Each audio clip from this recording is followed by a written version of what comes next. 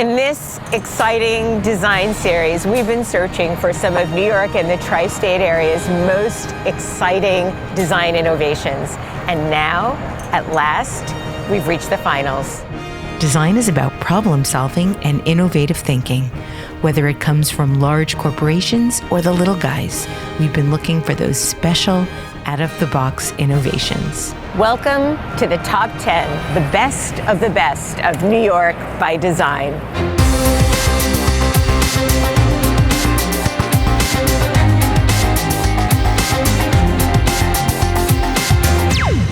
We've gathered a very special group of New York design industry leaders via Zoom, and over the season, we've been selecting the very best top 10 innovations. In this final episode, we count down our top 10 to ultimately reveal the number one innovation for the season.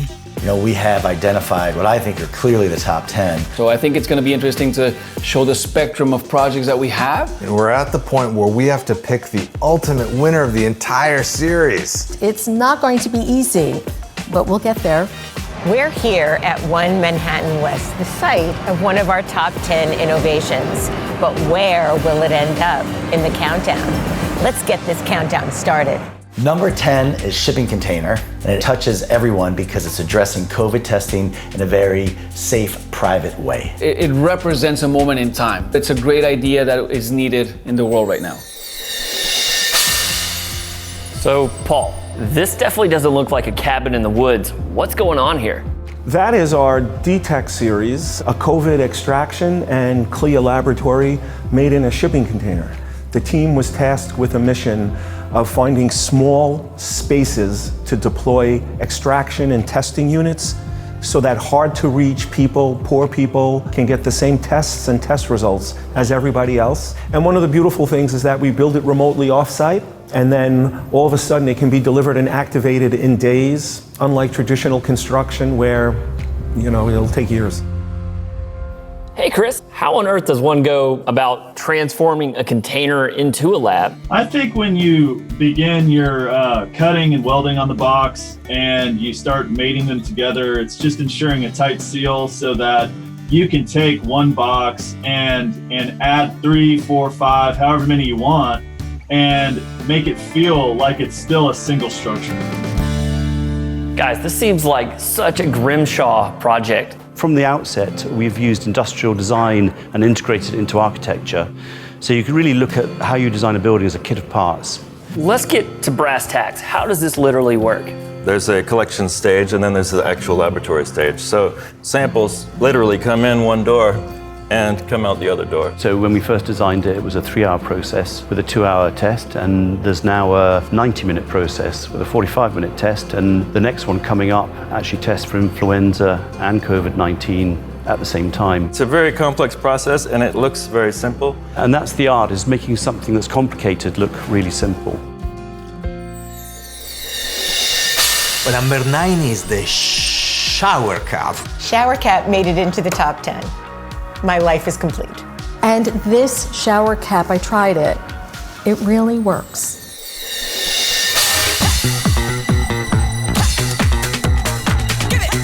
When I first started this journey to develop a new type of shower cap, there was tacky prints, multi-layer, not waterproof, and just plastic.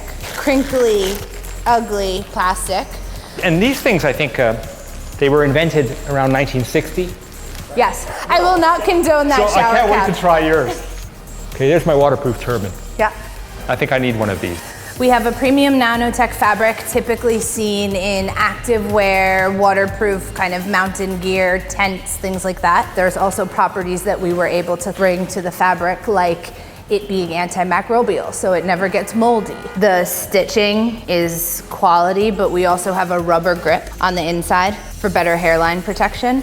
The fabric is breathable, so your hair never gets humid or frizzy. The elastic is encased in our waterproof fabric so that the water doesn't erode it and it keeps its integrity. Adobe Fresco made it to number 8. I'm just delighted. It's one of the few digital design products that we have that will allow many people to feel and practice being an artist in a digital way. So the goal with Fresco is to get this beautiful analog quality into a digital environment. So this is Fresco. Let me show you our digital oil paints. So you'll see when I'm painting here, Oh, wow. we've already got that kind of 3D streaky Looks so texture real. in here. And then when we bring in extra color, I get that same gorgeous blending, smudging effect. So with watercolor, you know, the amount of water on your brush affects the paint effect you get. And then there's also blending effects you get when you mix colors. So we've, again, tried to take the best of both worlds of this into Fresco, and I can blend another color into it and look at how those blend together. It keeps blending after you've taken the stylus off the screen, just like real watercolor would. Yep, and actually Fresco is now available also on the iPhone, so the rectangle gets even smaller. So now I'm actually painting with watercolor using my finger right on my phone. But there's one more thing I want to bring up, and that's a collaboration feature. Kyle and I are working on something together right now. Hey, Kyle. Hey, Kyle. Hey, Will. One more thing I think we should definitely do, Kyle, is add some visible magic kind of sparkles coming out of the hands and the wand. And now we've got stars. Yeah, just like that. Cool. Charcoal is something I use all the time, and using it here feels exactly like the real thing. If I want to do a live stream, I just tell everybody, hey guys, I'm going live, and right from inside the app, I start broadcasting, and they can comment and chat and ask me questions while I'm drawing. Okay, check it out and tell me what you think. Oh man, that is so awesome. My beard has never looked better, and it looks like a real sketch from a real sketchbook. Atilica came out in the middle of our hierarchy. It's a great design. I want one in my kitchen.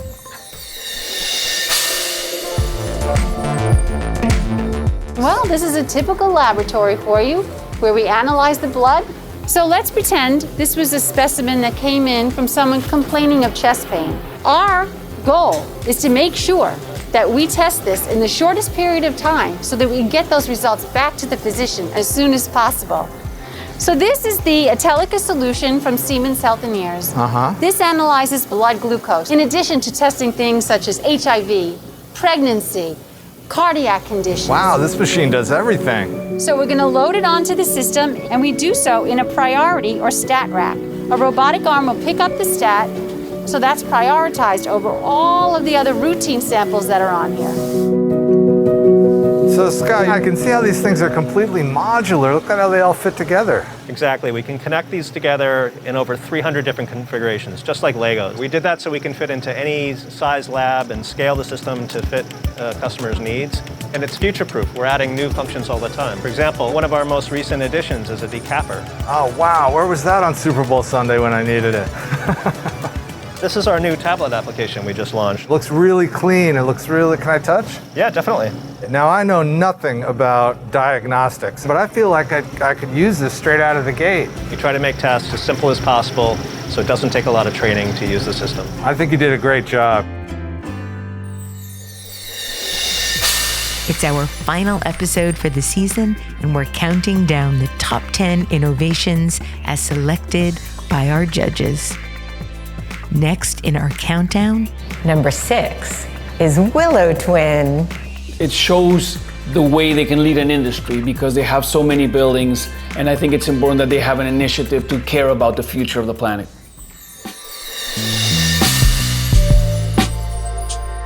Sabrina, how many of the buildings out there your company owns and manages? I can't even count. We build them, we buy them. It's quite a responsibility, huh? So we make a point of staying ahead of that leading edge in technology, whether it be to deliver an elevated architectural experience or the latest technology. In this building, we installed a digital twin. So a digital twin is a virtual replica of the building systems, whether it be security, HVAC, your metering.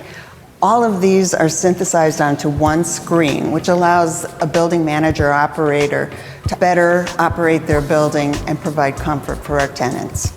And we can foresee when a piece of equipment is going to fail. And in addition, the digital twin will tell us whether or not that piece of equipment is under warranty and what is the phone number we need to call to have that piece of equipment changed. So we own just under 2,000 buildings globally. Wow. So the opportunity is enormous. And if we get the technology right here where we can decrease energy consumption by 25 or 30%, then we'll be able to take that and deploy it to our other buildings. So Ian, show me how it works. Sure. This is the digital twin of One Manhattan West. I see there are a couple of red lines. What does it mean? It means there's a piece of equipment that's in an alarm state. We call those insights. And we could turn on additional systems like the mechanical system, which is all the ductwork and the equipment like the fans. And we can access very technical data so that if it's your responsibility to go out to that piece of equipment, you have all the information that you need to make an informed decision. So number 5 is the array heated roller, which was one of my favorites from the start. Couldn't be more happy that it got into a fairly high upstanding.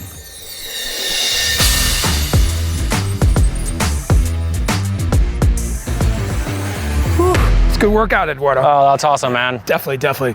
Hey, so you created a product to address how to take care of your body. Came about after a long dose of back and glute pain for the last 10 years. I have an active lifestyle. Yeah. I can't just wake up and go the way I used to do it 20 years ago. Yeah. That's done. Preventative action is the key to be able to continue to perform, right? Yep. You gotta warm up.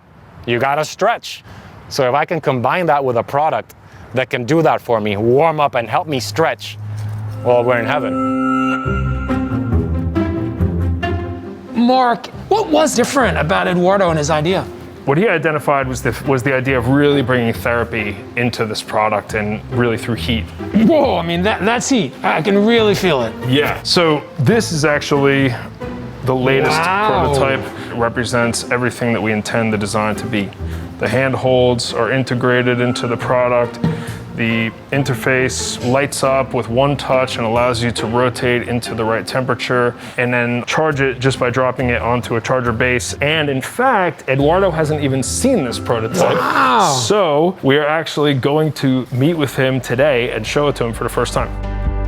Hey, Eduardo, good to see you, buddy. What's up, man? So here we are. Are you ready for the big reveal? I'm ready, dude. I'm stoked. All the details that we've been developing are in this prototype. The interface is hidden inside, so it's one seamless form.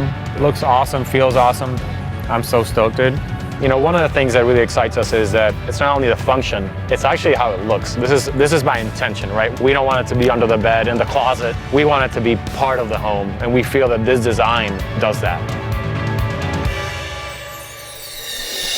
So Mycelium Brick is number 4, and we're talking about the efficiency of something sustainable for the construction industry. Made of living materials that then, at the end of the structural life cycle, goes back to the earth through composting.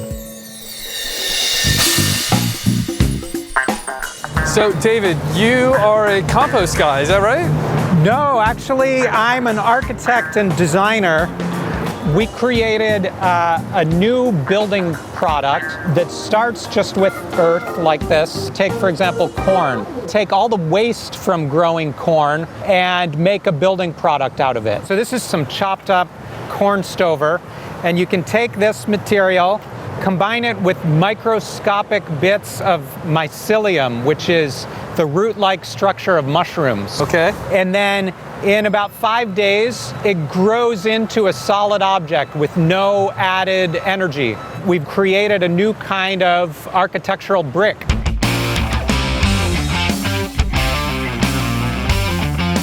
Basically a new low-carbon building material. It has very low environmental footprint. And even though it's lightweight, you can make a pretty strong and big structure out of it. This is a scale model of the structure that we built. It was 40 feet tall in real life. Wow. And this was in the courtyard of MoMA PS1 for 3 months of the summer. Then at the end of the summer, it was a temporary installation, so we had to take it down. We took the bricks, we brought them to this compost site here, crumbled them up into smaller pieces. Yeah. And then after a couple of months, they returned to soil, which we could start the cycle again with. We could plant new crops and then have a new cycle of life. So, Justin, these bricks came here to you and you started breaking them down, right? Yeah, that's what's amazing about these bricks is that they're actually compostable and they can be just broken apart. So the big idea here is that this is part of a whole cycle, right? Yeah, like sort of mimicking a complete ecological system. This is a building material that's non-toxic enough that I would even let my own son take a bite of it. How's it taste, Saul? Like oatmeal. We really need to find new techniques and new materials to go easier on the planet. Now, this mushroom brick may be part of the solution. I'm just not sure that I'm ready to eat it. Which design innovation from the series do you think should win? Vote for your favorite project in the Nambe People's Choice Award.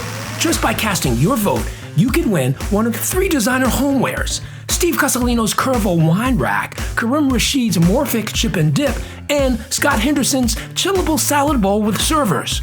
All commissioned by Nambe. Design your life.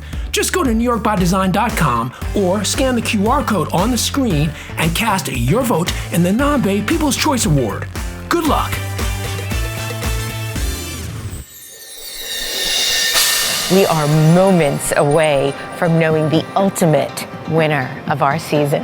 Project number 3 is the energy tree, a structure able to track the sun and generate energy through photovoltaic panels. Now look at how well designed this is. I mean, literally look like a forest. That, for me, puts it squarely in the top 10.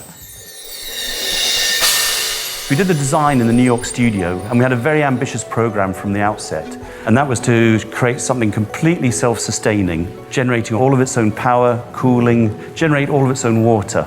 So this is the original concept model. So what you're seeing is that all of the exhibition space is actually sunk below the ground, and then we take the landscape up over the rest of the building. So then after that, how do you provide all the energy to meet all of those needs? Well, obviously, to put solar panels on the roof, and this is 130 meters across this way. But when we did a calculation, we realized it still wasn't creating enough power. So we had a problem. We thought, well, maybe it's a landscape piece, something like a tree. We found this dragon tree that was very prominent, and it met some of the architectural attributes we required for this energy tree, and importantly, it would create a lot of shade. What we needed to achieve is something that was strong enough to support a fairly lightweight disc up above. There was a company only 10 minutes from the site called Premier Composite Technologies that builds with composites and carbon fiber. It was a perfect match because they also worked with a photovoltaic company, Sunovation, and they could help us develop this lightweight disc at the top. It tracks the sun from morning through to evening around a vertical axis, and overnight it returns back to its beginning position for the next day. So far, this enormous innovation appears as a one-off, but there's already talk of making this reproducible. We could be looking at a whole new way of building renewable, off-the-grid, large-scale structures. Number 2 is a SodaStream Professional by PepsiCo. It was one of my favorite projects. I loved it because it asked the question, why does a water cooler have to look like a water cooler? It's both beautiful, functional, but also impactful, thinking of the distribution of this system worldwide. When we think about PepsiCo, a lot of us just think about cola, but they collaborate with so many companies and they do much more than that. So when PepsiCo innovates, they have a real opportunity to create massive impact. So let me show you one of the examples of our projects. Oh, SodaStream, I know that, but not SodaStream Professional. What is this? Right, we wanted to create a new innovation that allows you to have that same experience at work, at universities, at the airport, and you can really customize the flavor intensities. The temperature, and the temperature. I love it. And in the future, we can have more minerals and vitamin enhancements. Does it have to be that bottle? Not at all. So I have an account and it's connected to my QR code on my bottle, and it already knows my account and it's pouring my favorite drink that I've already saved. Oh, and we also have an app, and it tracks your hydration, how much water you're drinking a day so you meet your goals, as well as how many single-use bottles, plastic bottles that you save. You haven't hydrated today. I haven't, but I have saved 27 bottles so far. Cheers!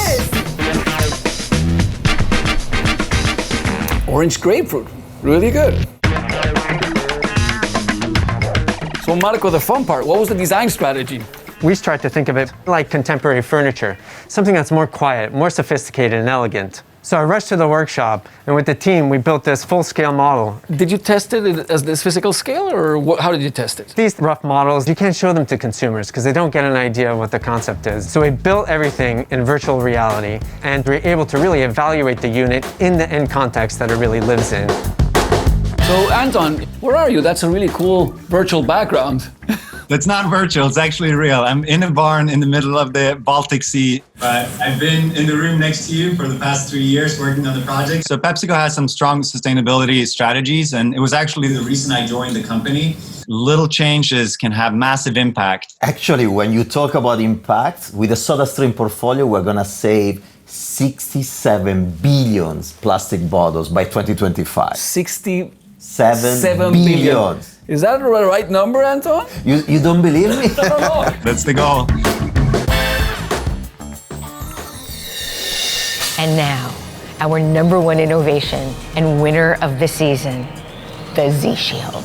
The winner is Z-Shield, which I love because it's a revolutionary product. I think it's fantastic. It was just such a timely idea, impressing us through its elegance and through its simplicity of thought. Beautiful example of the power of design, and very usable and comfortable and better in a lot of different ways. In March, we started receiving some urgent calls from hospitals. Can you 3D print face shields or ventilator components and, really anything? We could 3D print about 1,000 units a day, but we had orders immediately for 100,000. And so we went to injection molding. We ended up producing 3 million protective face shields for hospitals and government agencies all across the country. But in April, we were seeing already requests from businesses who were trying to reopen. I needed something that could be worn in a restaurant or a hotel, but didn't look like something that would be worn in a hospital. At that time, I called Scott Henderson, right? He has a really fantastic design aesthetic and makes really beautiful products. Hey, Mauro! The human head is filled with all kinds of geometric complexities because everybody's head is different. So we thought, what happens if we take the head out of the equation altogether? That's a scary image. What do you mean with removing the head out of the equation? So this is for a musician. It holds a harmonica here, you see? So it just goes on like this, and now it's a neck-mounted thing. So what happens if we put a shield up here, right? All right, well, here it is. This is the Z-Shield Flex. So you wear it like this? Yeah, it just goes on nice and easy like that. It feels so comfortable, you just don't feel very light, yeah, and you almost don't even see it. It almost looks invisible. And then you can adjust it. If you need to take a sip of coffee, answer the phone, you just flip it down for a minute. Super convenient. So that's all fantastic in a design studio, but let's test drive this in real life. So Claire, can you try this for us? Absolutely. Oh. What do you think? I like how easily it goes on. It's very light and very comfortable. It almost feels like you're wearing a necklace. And then you can take it down. Oh, that's wonderful. Oh, this would be really lovely just if you're grabbing a quick bite as you go or to take a quick drink of water. Yeah, I think this is really wonderful. You can keep it. Really? Thank you. Ooh. You can react to a crisis negatively, or like John, turning adversity into opportunity and building value for yourself, for the people surrounding you, and for society. Congratulations to the Z-Shield team for winning the New York season. This has been so much fun. Let's do it again soon with another round of fantastic innovations on New York by Design. For more information on any of the innovations featured and to cast your vote in the People's Choice Award, go to NewYorkByDesign.com.